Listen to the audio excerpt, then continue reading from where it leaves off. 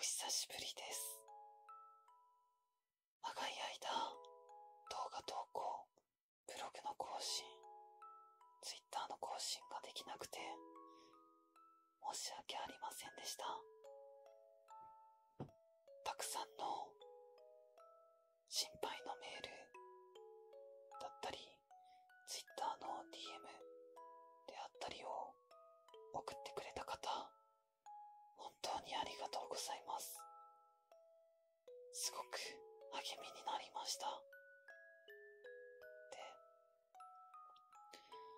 2月に動画投稿を再開しますっていうのを言ってから、1本か2本だけ動画を上げて、すぐにチャンネルが削除されてしまったりだとか、仕事がまた忙しくなってしまったりだとか、そういった理由で動画投稿がそれからまたずっと休んでたにもかかわらず、これまで動画投稿できずにいました。なのでずっと待っていてくれた方には本当に申し訳ないなと反省してます。で、今でも正直忙しいっていうのはあるんですけど、月に1本か2本動画が上げれたらいいなと思っているので、またね、この新しいチャンネルを立ち上げて、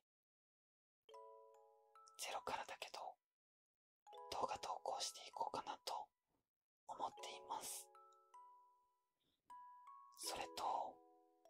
チャンネルが削除されたのと仕事が忙しいっていうのとは別に、もう一個動画投稿できていなかった理由が実はあって、でそれは言おうか迷ってたんですけど、僕自身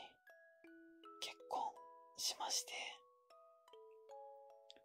それでこの1年間くらいはずっといろんなことの準備だったり、そっちの方の忙しさもあり、動画投稿ができていなかったです。それもだいぶ落ち着いてきたので、7月からまた再スタートできるかなという感じです。ちょっとね、びっくりさせてしまったかもしれないし、本当にいきなりこんなこと言われてもって思うかもしれな